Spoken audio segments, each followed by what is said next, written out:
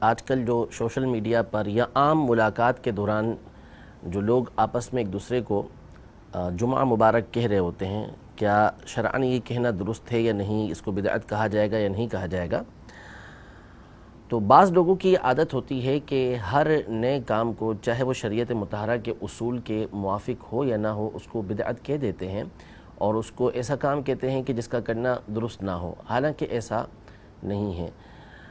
شریعت مطہرہ نے اصول و ضوابط ہمارے سامنے بیان کر دیے ہیں کہ کون سا کام نیا ہوگا تو اس کو کرنا درست ہوگا، کون سا کام نیا ہوگا تو اس کو کرنا درست نہیں ہوگا۔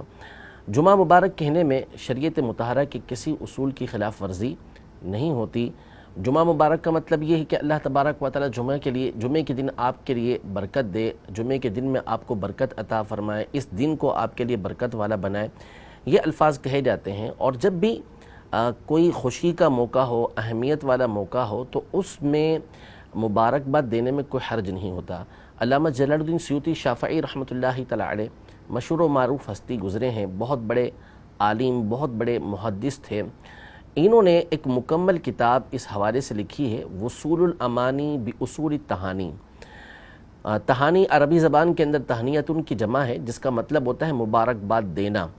تو اس میں آپ نے احادیث طیبہ اور اقوال علماء کی روشنی میں مختلف مواقع پر جو مبارکباد دینا منقول ہے کہ حضور علیہ السلام نے صحابہ کو مبارکباد دی یا اسلاف نے ایک دوسرے کو مختلف مقام پر، موقع پر مبارکباد دی، اس کو ذکر کیا ہے۔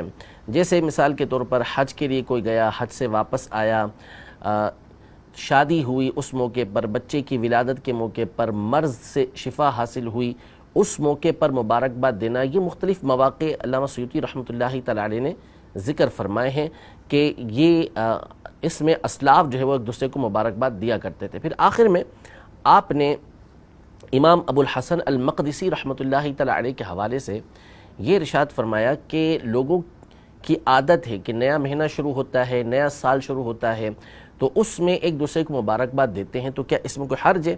کیا اس کو بدعت کہا جائے گا؟ تو آپ نے یہ ارشاد فرمایا کہ یہ مباح امر ہے، لوگ اختلاف کرتے رہتے ہیں لیکن یہ امر مباح ہے، بدعت نہیں ہے۔ تو مباح وہ کام ہوتا ہے کہ جس کے کرنے کی اجازت ہوتی ہے اور بندہ اچھی نیت کے ساتھ کرتا ہے تو اس کے کرنے میں کوئی حرج نہیں۔ اور جس سے بھی آپ یہ معلوم کریں گے کہ وہ جب جمعے کی مبارکباد دیتا ہے تو اس کے ذہن کے اندر کوئی ایسا تصور نہیں ہوتا کہ وہ اس کو سنت سمجھ رہا ہو، وہ اس کو فرض و واجب سمجھ رہا ہو، وہ ایک جائز کام سمجھ کے کر رہا ہوتا ہے۔ اسی لیے ہر ایک اس طرح کرتا بھی نہیں، اور ہر ایک کی یہ عادت بھی نہیں ہوتی کہ اگر اس سے یہ کام چھوٹ جائے تو کوئی اس کو ایسا محسوس ہو کہ میں نے کوئی فرض و واجب چھوڑ دیا ہے، تو ایسا کوئی تصور نہیں ہوتا۔ جمعے کی مبارکباد دی جا سکتی ہے، دعا ہے کہ آپ دعا دے رہے ہیں کہ اللہ آپ کو جمعے کے دن کے اندر برکت عطا فرمائے، تو دعا دینے میں حرج کیا ہے؟ دعا دی جا سکتی ہے۔ مختلف مواقع پر مبارکباد دینا، برکت کی دعا کرنا، یہ خود نبی کریم صلی اللہ تعالیٰ علیہ وآلہ وسلم سے ثابت ہے۔ تو ہر کام کو اس طرح بدعت نہیں کہنا چاہیے۔ مسلمانوں کے کاموں کو جب تک شریعت کے اصول کے اوپر محمول کرنا ممکن ہے، یعنی شریعت کے اصول کے مطابق اس کا درست ہونا ممکن ہو، تو اس کو اسی کے اوپر رکھنا چاہیے۔